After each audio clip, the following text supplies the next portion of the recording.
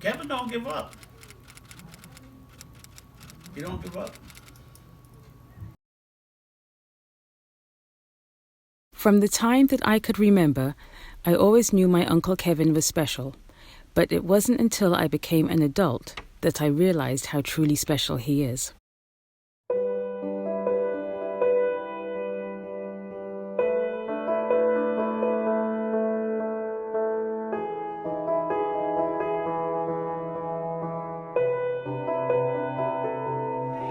And last but not least, Mr. Kevin Bobby Brown himself. Oh, there you go.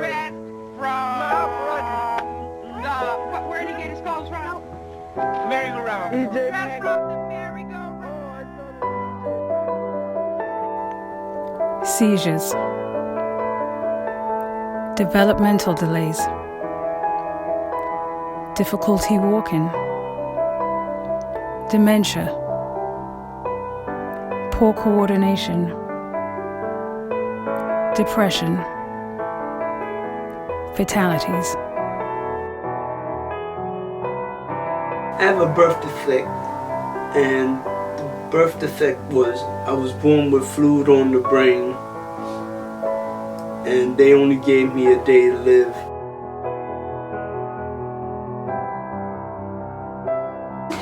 Actually, what happened to me was I stopped believing in God when Kevin was born. Because as a little girl, I thought God was this amazing person that can do all, cure all. And then he gave us this baby that I wanted so much, and the baby was sick. Uncle Kevin wasn't supposed to live past the age of whatever. Like 5 or 6. I don't even think they gave him that long, because they told my grandmother, just go home and love him. That was it.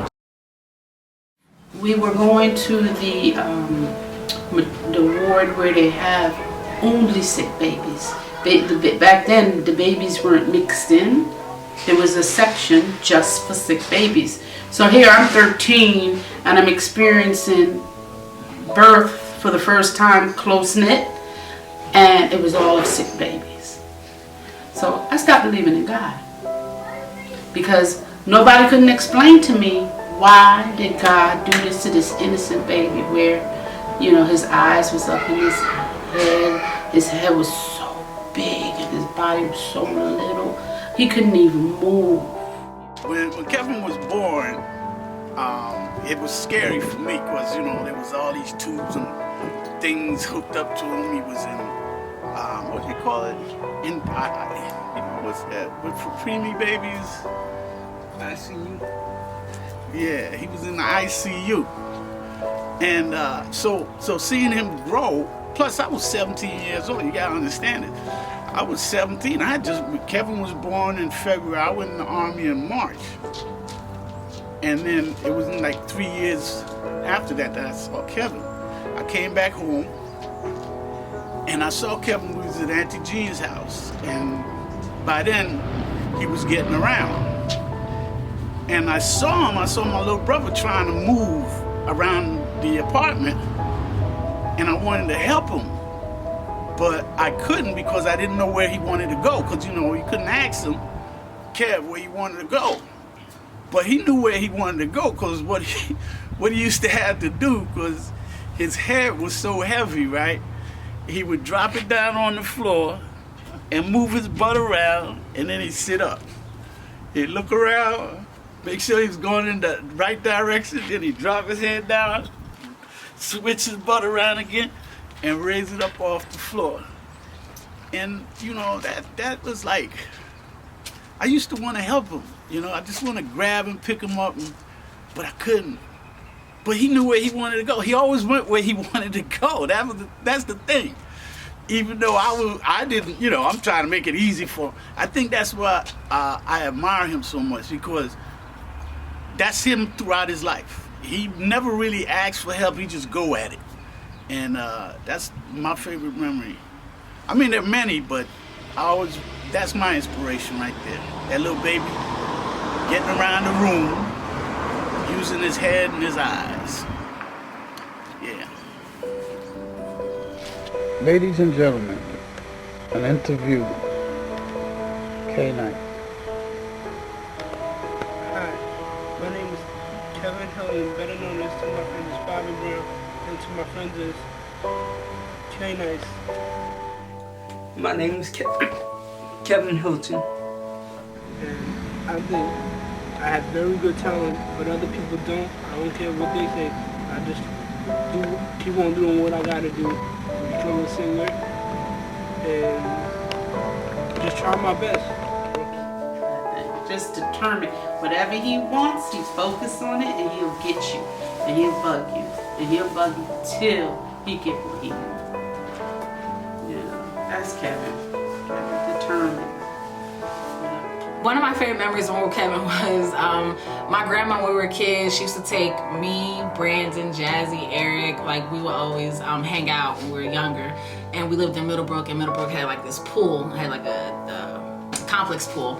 So one day my grandma picked us all up, you know, and Uncle Kevin came, and she was like, so we're gonna go swimming. And she was like, does everyone know how to swim? You know, Uncle Kevin doesn't know how to swim. Everybody knows that, okay? So he's like, yeah, I know how to swim, yeah.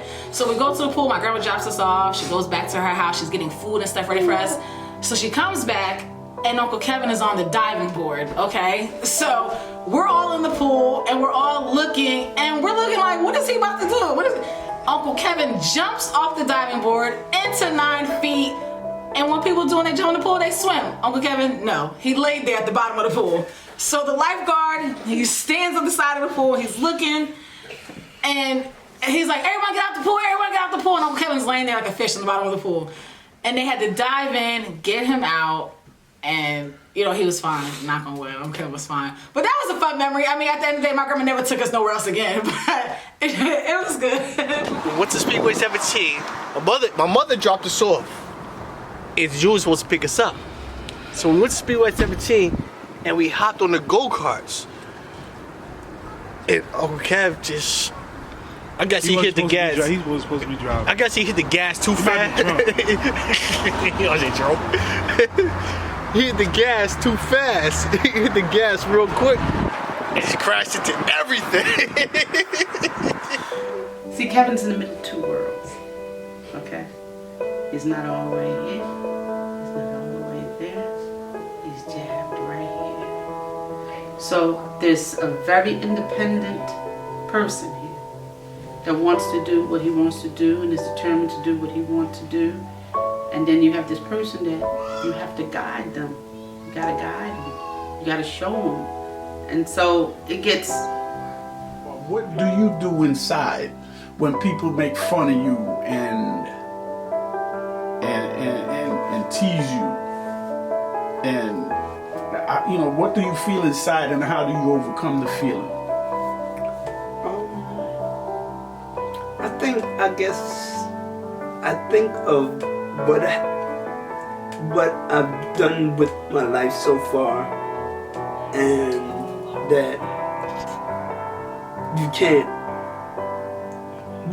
you ignore stupid people, idiotic people. You ignore it. So you don't even let what they say hurt you? No more. Because for all of the people, even the women, they don't know who I am. They don't know me. Once you get to know me, you won't find that I'm not retarded or slow or have a disability. Just another guy. I think a really good memory of Uncle Kevin in his eyes when he told me he was going to be a father. I think that was a really good memory that he and I shared together. We were in the car. Auntie Myrtle had went out of town, so I was in charge of like taking care of him, make sure he was all right. And he told me he was going to be a dad. And I think that was one of his greatest accomplishments. And he's a very good father. What was your initial reaction? That it couldn't have been his. Honestly. Because this boy's been taking medicine since he was conceived. Born. Medication. So there was no way in my mind that he would be able to produce a child and it be normal. I always wanted to have a baby. Even though I knew it was hard, but I always wanted to have a baby. I looked at all my family members, all my friends, all my cousins, uncles, nieces, nephews that had a baby, so I'm like, why can't I?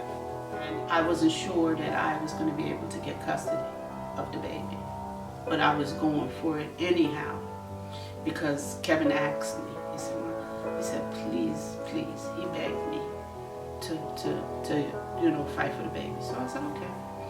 And one day in court, he got up. They gave him the opportunity to talk. The whole while I'm trying to get him not to talk. And then I had to give in and let him talk. Because I didn't know, you never know what's going to come out his mouth. He's so brutally honest that he could get himself in trouble. Mm-hmm. You know what I'm saying?